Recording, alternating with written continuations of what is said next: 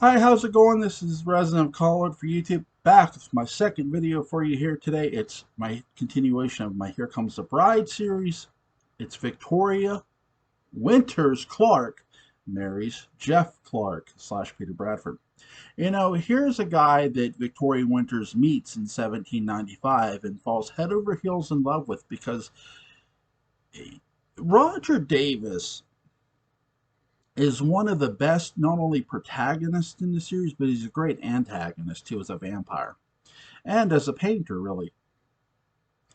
So now, you know, Jeff Clark slash Peter Bradford is neither. He's an attorney who defends Victoria Winters, and they fall in love with one another.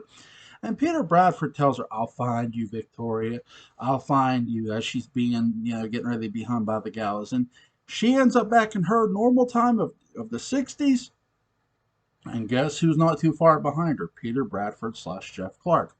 In fact, during the drive of where Victoria Winters is driving and Barnabas Collins is riding shotgun with her, um, there he is. There's Peter. And she swerves and avoids his. By the way, I put this all on Barnabas simply because one, he's Barnabas Collins, two, he's a vampire, and three, he's riding shotgun. Anything that bad happens involving a car, a gun, is Barnabas's fault because Barnabas can't shoot, as I've displayed. And I really honestly think Barnabas was trying to give Victoria driving tips secretly before they yelled "action." No, I'm joking.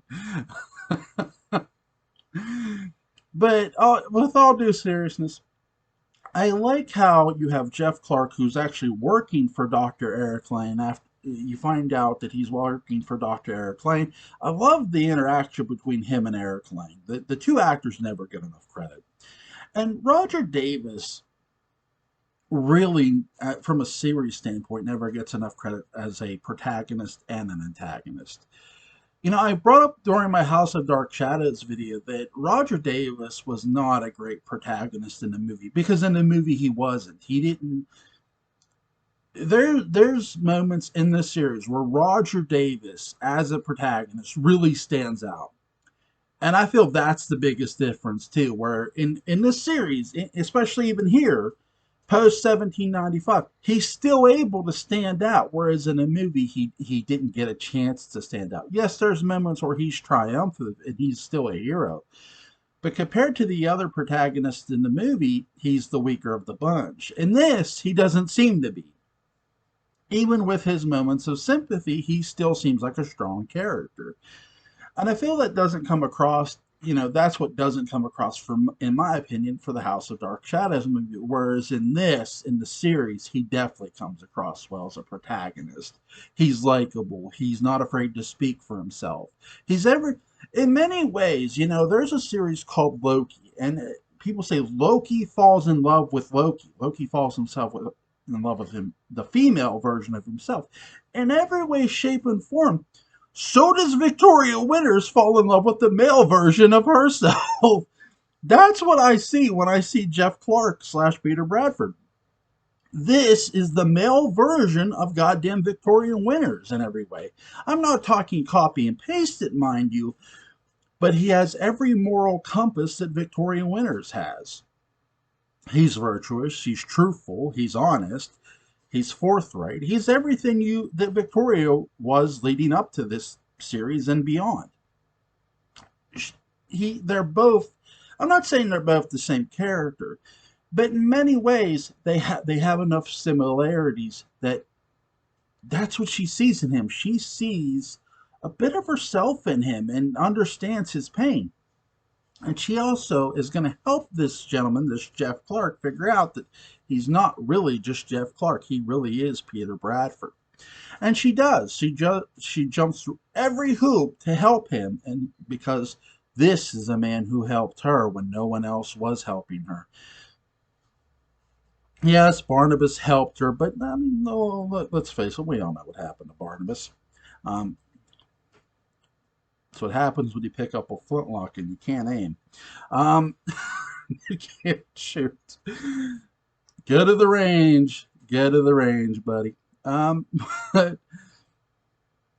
I actually like this wedding. This is the best wedding in Dark Shadows history. Literally, it really is. It's Victoria's wedding dress. You know, the build up to it too. I love Roger's dream. Oh, if she marries him, she'll die. She'll die. What a performance by Louis Edmonds. They always finds a way to steal performances, and this is one of them.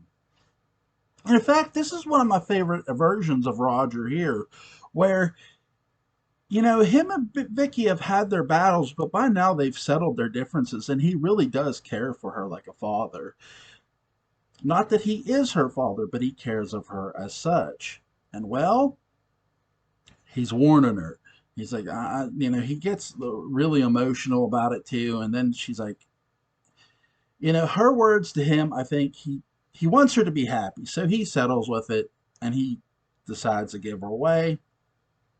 And upon giving her away, they eventually end up back in time. Again, this is one of my favorite weddings, and it really is. Do I like, again, I like the Adam arc because it has a lot to do with this. Because how many times has Adam threatened Victoria Winters? It's really well done. And I love the fact that the reason Roger Davis's character Jeff Clark gets over isn't just because of Roger Davis, it's because of the other people around him. In many ways, though we feel sorry enough for Barnabas because he does not want to be a vampire anymore, we're also feeling sorry for Roger Davis's character Jeff Clark / Peter Bradford because he's not going to let anybody hurt Victoria Winters, and that includes Dr. Eric Lang. So, and really, he's not going to let anyone deceive her either. And that's what I mean by hurt. Really, Adam is a deception in many ways. Remember, Barnabas initially says in the Adam arc, and this is one thing I love. This is one thing I love about the Adam arc. Initially, Barnabas is supposed to become Adam. Barnabas's entire life force is supposed to come into Adam, not his vampire life force, which is really interesting. But obviously things go awry, and only Barnabas's vampire force goes into Adam, in a sense, making, no, not in a sense, but making Barnabas human. Jeff Clark decides to stop helping Eric Lang. He does do the right thing in many ways. Now, does Jeff Clark deserve Victoria Winters? Absolutely. I think the fact that you have a guy who was committed enough to go through time to find the woman he loved, he did deserve Victoria Winters. Now, that's me being an objective fan. Me being an unobjective fan is saying, no, no, no son of a bitch deserve Victoria Winters. Nobody. That's me being unobjective. straight up. No one deserved her. Oh, God.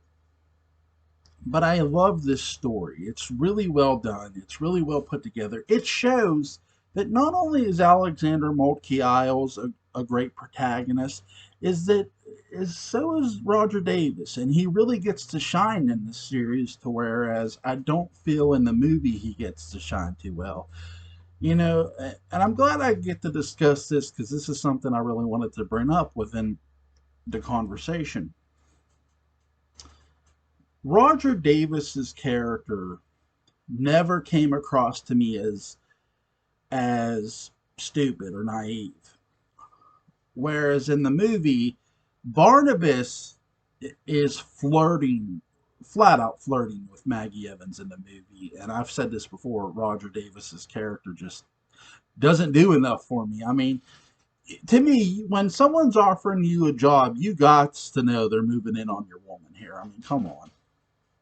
That's my biggest issue with the House of Dark Shadows movie, is that your main protagonist, Jeff Clark, isn't the strongest of the bunch. And really, the strongest of the bunch gets turned into a vampire in Thayer David's Professor Stokes. I get that they didn't want to go the full Van Helsing versus Dracula move, but I sort of wish they would have. because he was the stronger protagonist. I will say, though, in House of Dark Shadows' defense, it really puts over Barnabas as a heel when this happens, because he's turned the one person who's most likely to save everybody.